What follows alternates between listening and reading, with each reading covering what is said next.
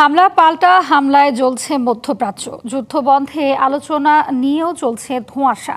Hormuz প্রণালী, তেলের বাজার এবং বৈশ্বিক নিরাপত্তা নিয়েও বাড়ছে উদ্বেগ। এদিকে যুদ্ধ অবসানে মধ্যস্থতায় আগ্রহী বলে জানিয়েছে পাকিস্তান।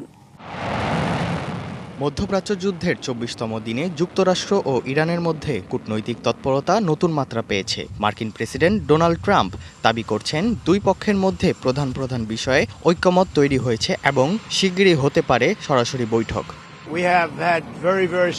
আমাদের মধ্যে বেশ জোরালো আলোচনা হয়েছে। প্রধান বিষয়গুলোতে আমরা প্রায় একমত। হয়তো বিষয়টি সঠিকভাবে প্রকাশ পায়নি। তারা চুক্তি করতে আগ্রহী, আমরাও চাই একটি চুক্তি হোক। তবে ট্রাম্পের এই দাবিকে সরাসরি নাকচ করে তেহরান জানিয়েছে, যুক্তরাষ্ট্রের সঙ্গে কোনো আলোচনা হয়নি।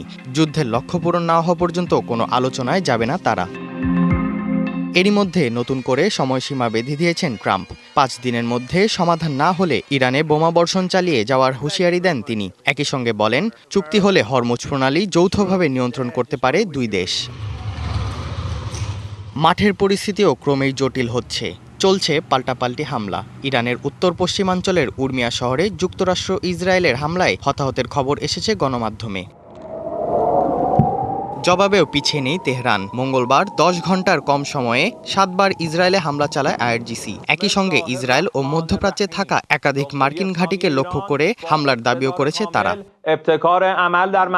যুদ্ধ অবসানে মধ্যস্থতায় আগ্রহী পাকিস্তান। মঙ্গলবার ইসলামাবাদে যুক্তরাষ্ট্র ও ইরানের উচ্চপদস্থ কর্মকর্তাদের বৈঠকের প্রস্তাব দিয়েছে দেশটি। সামাজিক যোগাযোগ মাধ্যম এক্সের একটি পোস্টে এ তথ্য জানায় পাকিস্তানের প্রধানমন্ত্রীর কার্যালয়।